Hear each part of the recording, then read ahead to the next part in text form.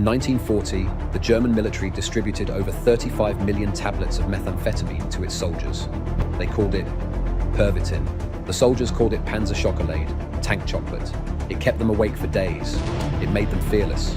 It fueled the Blitzkrieg that conquered Europe. Adolf Hitler himself took methamphetamine injections daily, multiple times per day by the end. His personal physician, Theodor Morell, gave him a drug cocktail that included meth, cocaine, opiates, and steroids. Hitler was a hardcore drug addict, running a country while tweaking on meth. And when Germany lost the war, the formula for methamphetamine went global. Japanese chemists refined it. American bikers manufactured it. Mexican cartels industrialized it. And now it's destroying communities across the United States at a scale that makes the crack epidemic look minor. Methamphetamine kills approximately 32,000 Americans per year as of 2024. That number has tripled since 2015. It's the dominant drug in rural America.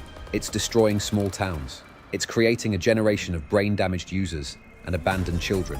And it started as a Nazi super soldier drug designed to create an army that didn't need sleep. This is the complete history of methamphetamine, the Nazi invention that became a global epidemic, the drug that promised productivity and delivered psychosis, the chemical that's currently winning the war on drugs, and it's only getting worse. Methamphetamine is synthetic. It doesn't grow like coca or opium poppies. It's manufactured in labs using chemicals. That makes its history shorter than most drugs. It was only invented in the 20th century. The base compound, amphetamine, was first synthesized in 1887 by Romanian chemist Lazar Edeleanu. He was looking for medical applications. He found a stimulant that increased alertness and suppressed appetite. But it wasn't particularly potent, and medical science didn't know what to do with it yet. In 1919, Japanese chemist Akira Ogata synthesized methamphetamine, a more powerful version of amphetamine. The meth modification made it cross the blood-brain barrier more easily. That meant faster effects, stronger high, more addiction potential. But it still wasn't commercially produced. It was just a chemical formula sitting in research papers. That changed in the 1930s, when pharmaceutical companies started looking for stimulant drugs to treat depression, narcolepsy, and obesity. Amphetamine was marketed as Benzedrine in 1933. It came in inhalers for asthma and nasal congestion. People quickly figured out they could crack open the inhalers, extract the amphetamine-soaked strips, and eat them for a powerful high. Methamphetamine followed in 1938. The German pharmaceutical company Temmler marketed it as Pervitin, an over-the-counter drug for alertness, mood enhancement, and weight loss. You could buy it at pharmacies. Housewives used it for energy. Students used it to study. Workers used it to stay productive. It was legal, normalized, and everywhere in Germany. Then World War II started, and the German military realized Pervitin could create super soldiers. In 1939, the Wehrmacht began distributing Pervitin to troops.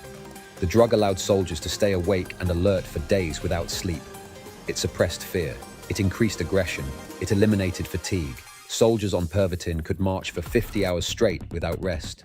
The Blitzkrieg, Germany's lightning-fast invasion strategy, was partially fueled by methamphetamine. Panzer divisions advanced so quickly that Allied forces couldn't respond. Tank crews stayed awake for days. Pilots flew multiple missions without sleep. Infantry units marched non-stop. Between April and July 1940, the German military ordered 35 million tablets of Pervitin. That's enough to give every soldier multiple doses daily for months. This wasn't occasional use. This was systematic military drug distribution. And it worked. Initially, Germany conquered Poland in weeks. France fell in 6 weeks. The speed and aggression of German forces stunned the world. But there were problems. Soldiers developed severe addiction. Withdrawal caused depression, exhaustion, and psychosis. Performance declined after prolonged use. Troops became erratic and violent. Commanders reported discipline problems, soldiers unable to sleep even when they needed to, paranoid, aggressive toward each other. By 1941, the German military began restricting Pervitin use, but the damage was done. Millions of German soldiers were addicted. The drug was too embedded in military operations to fully remove. And Hitler himself was the biggest meth addict in Germany. Adolf Hitler's personal physician, Dr. Theodor Morell, was a quack who treated Hitler with increasingly insane drug cocktails. Starting in 1941, Morell began giving Hitler daily injections of methamphetamine. He called it Vitamoltin. It was meth. By 1944 to 45, Hitler was receiving multiple meth injections per day. He was also taking cocaine, opiates, barbiturates, testosterone, and animal hormones. His health deteriorated visibly. He developed tremors, paranoia, and erratic behavior. His military decisions became increasingly irrational. Historical analysis suggests Hitler's drug addiction contributed to catastrophic military mistakes. His insistence on holding Stalingrad, despite tactical impossibility, his refusal to retreat from losing positions, his paranoid purges of competent generals, his disconnection from reality. Hitler was making war decisions while severely addicted to methamphetamine and experiencing stimulant psychosis. That's not speculation. His medical records confirm daily meth injections for years. Germany wasn't the only country using methamphetamine in World War II. Japan distributed it widely to soldiers, factory workers, and kamikaze pilots. Japanese methamphetamine was called Philipon or Shabu. The military gave it to soldiers to increase endurance and reduce fear. Kamikaze pilots took massive doses before suicide missions to suppress their survival instincts and ensure they'd complete the attack. Japanese factories gave methamphetamine to workers to increase productivity. The entire wartime economy ran partially on meth. Workers stayed awake longer. Productivity increased. Output rose. After Japan surrendered in 1945, military stockpiles of methamphetamine flooded the civilian market. Millions of doses suddenly available. No regulation, no control. Japan experienced its first major meth epidemic from 1945 to 1957. Approximately 2 million Japanese people became addicted to military surplus methamphetamine. The Japanese government eventually cracked down hard. They criminalized possession, increased penalties, and conducted mass arrests. By 1958, they'd largely controlled the epidemic, but it took over a decade of aggressive enforcement. Meanwhile, American soldiers were using amphetamines extensively during World War II. The US military distributed benzedrine, amphetamine, not methamphetamine, to troops. American bomber crews used it for long missions. Infantry used it to stay alert. It was considered essential military equipment. After the war, millions of American veterans returned home with amphetamine habits. The pharmaceutical industry was happy to supply them. Amphetamine and methamphetamine were prescribed legally for weight loss, depression, and narcolepsy. Throughout the 1950s and 60s, housewives used diet pills, many of which contained amphetamines. Truck drivers used them to stay awake on long hauls. Students used them to study. Athletes used them for performance enhancement. Methamphetamine was legal, prescribed, and socially acceptable in post-war America. You could get a prescription from your doctor and pick it up at the pharmacy. That started changing in the 1960s as the dangers became obvious. By the 1960s, doctors and researchers were documenting severe problems with amphetamine and methamphetamine use. Users were developing psychosis, paranoia, hallucinations, and severe addiction. People were dying from overdoses and heart problems. In 1971, methamphetamine was classified as a Schedule II controlled substance under the Controlled Substances Act. That meant it had medical uses but high abuse potential. Prescriptions became restricted. Manufacturing became regulated. Legal pharmaceutical methamphetamine disappeared from most markets. Desoxin, prescription methamphetamine, is still technically available for severe ADHD and obesity, but it's rarely prescribed. But making meth illegal didn't stop demand. It just moved production to illegal labs. And that's when biker gangs entered the picture. In the 1960s and 70s, outlaw motorcycle gangs, particularly the Hells Angels, began manufacturing methamphetamine in illegal labs. They controlled production and distribution across the American West. Why bikers? Several reasons. They had the chemistry knowledge. Many members were Vietnam veterans with military training. They had the networks. Motorcycle clubs operated across state lines. They had the market, rural areas with limited drug access. And they had the attitude. Biker culture valued aggression and risk-taking that meth enhanced. Biker meth was crude but effective. They cooked it in makeshift labs, using ephedrine or pseudoephedrine extracted from over-the-counter cold medications. The process was dangerous. Explosions and fires were common. The product was impure and contaminated, but it worked, and demand was massive. By the 1980s, biker gangs controlled most of the American meth market. They manufactured in rural areas where law enforcement was limited. They sold to truckers, laborers, and rural communities. Meth became the drug of rural white America.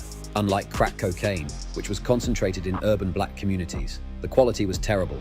Biker meth was full of toxic byproducts and contaminants. Users experienced severe health problems, tooth decay, skin sores, cognitive damage, but it was cheap and kept people awake for days. In rural areas, with few economic opportunities and lots of manual labor, that was valuable. Then in the 1990s, the recipe improved and everything got worse. In the 1990s, Mexican drug cartels began manufacturing methamphetamine at industrial scale. They had better chemistry knowledge, larger production facilities, and more efficient distribution networks than biker gangs. Mexican cartels, particularly the Sinaloa cartel, hired professional chemists to refine meth production. They developed higher purity products. They built large-scale labs capable of producing hundreds of pounds per batch. They smuggled precursor chemicals from China and India. The result was cheaper, purer, more potent methamphetamine flooding American markets. Biker gangs couldn't compete with cartel production capacity and quality. By the 2000s, Mexican cartels controlled most of the US meth supply, and they used a new method that made meth even more dangerous: the phenylacetone, P2P, method. Traditional meth production used pseudoephedrine from cold medications. In 2005, the US passed the Combat Methamphetamine Epidemic Act, restricting pseudoephedrine sales. You had to show ID, quantities were limited, purchases were tracked. That should have reduced meth production. Instead, cartels adapted. They switched to the P2P method, which doesn't require pseudoephedrine. It uses different precursor chemicals that weren't regulated. P2P meth is chemically different from pseudoephedrine meth. It produces a different form of the drug that's more unpredictable. Users report more paranoia, more hallucinations, more psychosis. The high is less euphoric and more aggressive. P2P meth is what's flooding American markets now. It's cheaper to produce, easier to smuggle, and causes more severe mental health damage than previous versions. And the purity has skyrocketed. In 2007, the average meth seizure was about 40% pure. By 2020, it was over 95% pure. Users are getting pharmaceutical-grade methamphetamine at street prices. That means stronger addiction, faster tolerance, worse health outcomes. The current methamphetamine crisis in America is worse than the crack epidemic of the 1980s. And it's not even close. The crack epidemic killed about 5,000 Americans per year at its peak. Methamphetamine is killing over 32,000 per year now. And that number keeps rising. In 2010, about 500,000 Americans used methamphetamine regularly. By 2020, that number was 2.6 million. But those are conservative estimates, based on surveys and treatment admissions. The actual number is likely higher. Many rural meth users never seek treatment. Many die before they're counted. The true scale of addiction is probably closer to 4 to 5 million Americans.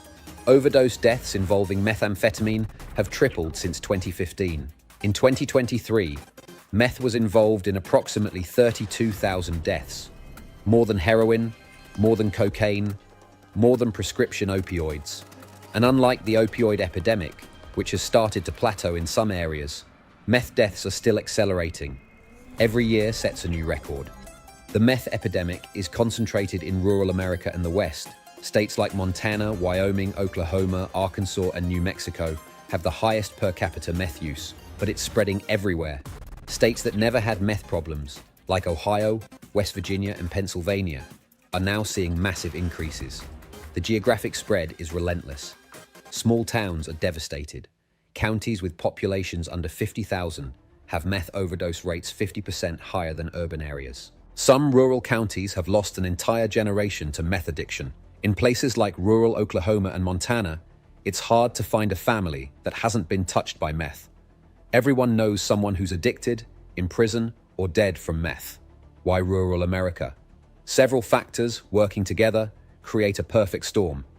Economic decline, manufacturing jobs disappeared, farming became industrialized, coal mines closed. The economic opportunities that sustained rural communities for generations vanished. Young people who stayed faced poverty, underemployment, and hopelessness. Meth provided escape and energy to work multiple low-wage jobs. geographic isolation, fewer treatment resources, and medical facilities. If you're addicted to meth in rural Montana, the nearest addiction treatment center might be 200 miles away. The nearest hospital might be 50 miles. The nearest mental health professional might not exist at all. You're on your own, and meth dealers are everywhere. Cultural factors. Meth use is less stigmatized than in urban areas. In many rural communities, meth is normalized. It's not seen as a hard drug, like heroin. It's the drug that helps you work longer hours, stay alert during night shifts, lose weight. The social barriers to trying meth are lower. And once you're addicted, the shame of seeking help is higher. Rural communities value self-reliance. Admitting you need help with addiction feels like failure. And supply. Mexican cartels flood rural areas with cheap meth because competition is lower than in cities. Urban drug markets are crowded and dangerous. Law enforcement is stronger. Prices are competitive. Rural markets are easier. Less competition from other dealers. Less police presence. Higher profit margins. Cartels can sell lower quality product or mark up prices because users have no alternatives. The result is entire rural regions saturated with methamphetamine. It's easier to buy meth in some rural towns than to buy fresh produce. The infrastructure of drug dealing is more reliable than the infrastructure of legitimate commerce. Amazon might not deliver to your rural address, but meth dealers will. The visible effects are horrific.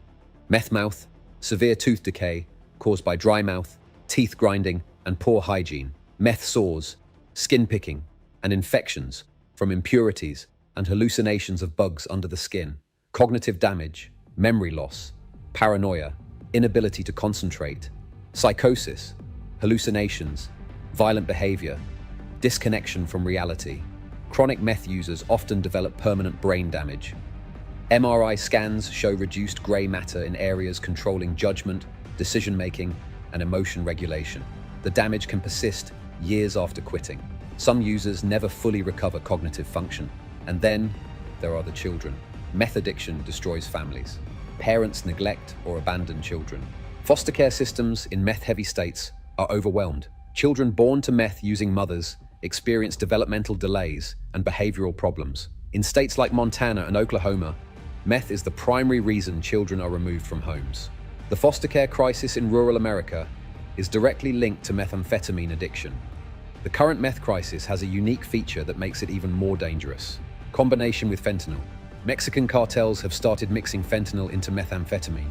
This creates a speedball effect, stimulant plus opioid. Users often don't know they're taking fentanyl. They think they're only using meth. Then they overdose from opioid toxicity. Fentanyl-laced meth is particularly deadly because the effects counteract each other. Meth increases heart rate and respiration. Fentanyl suppresses breathing and heart rate. Users feel the meth keeping them awake and assume they're fine, but the fentanyl is killing them slowly. By the time they realize something's wrong, they're in respiratory failure. This combination has driven the recent spike in meth-related deaths. In 2015, about 4,500 people died from meth overdoses. In 2023, it was 32,000. Most of that increase is from fentanyl contamination. Cartels mix fentanyl into meth for several reasons.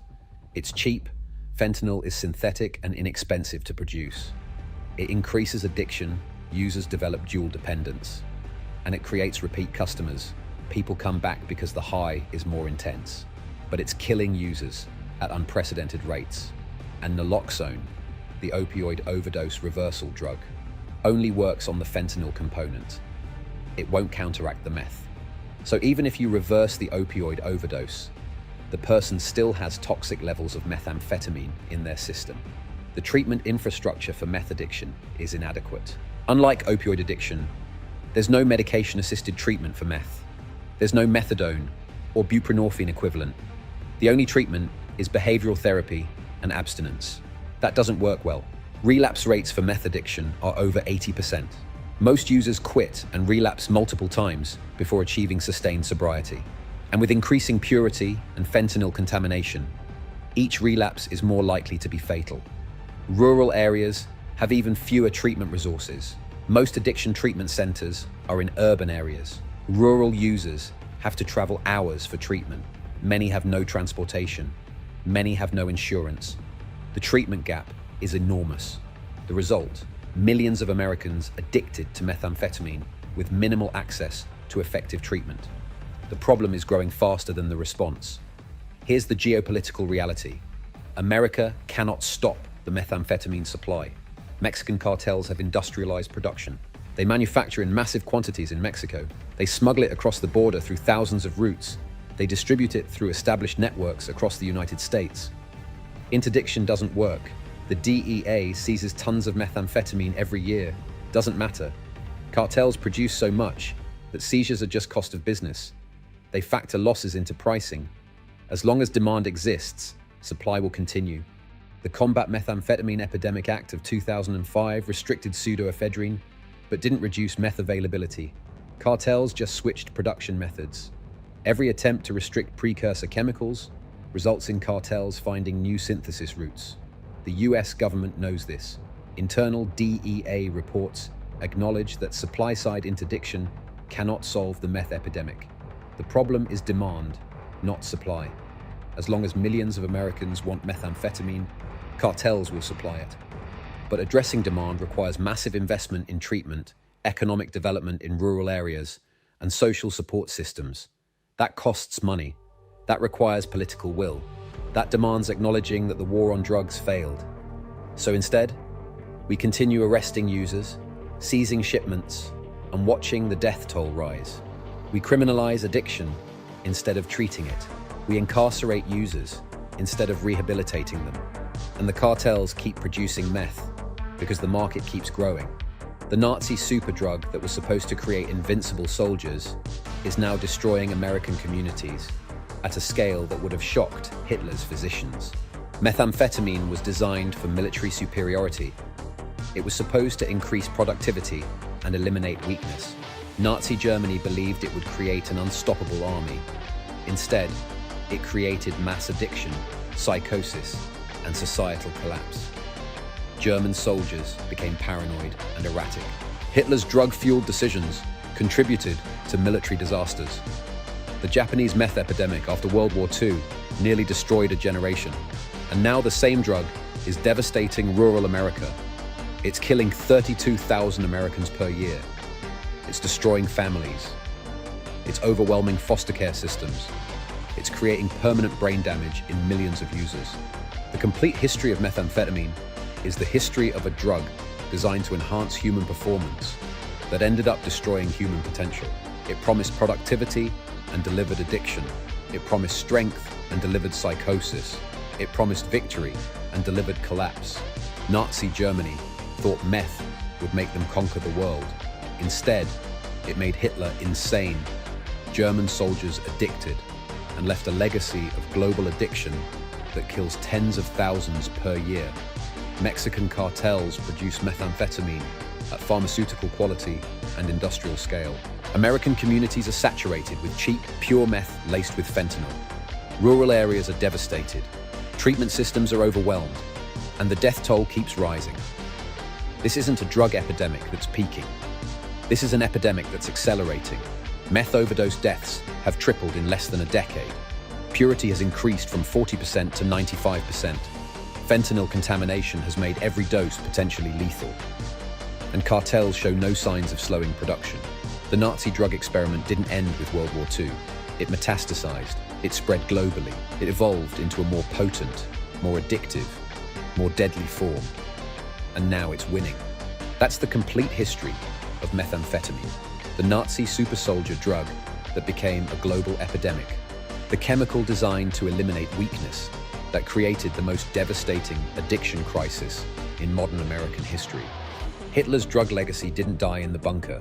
It just went to Mexico, got industrialized, and came to rural America. 32,000 dead per year and rising. No effective treatment, no way to stop supply, no political will to address demand. The Nazi drug is destroying America, and we're letting it happen. That's methamphetamine, legal Nazi military stimulant, turned illegal cartel product, designed for soldiers, destroying civilians, created to enhance performance, causing brain damage instead, and it's only getting worse.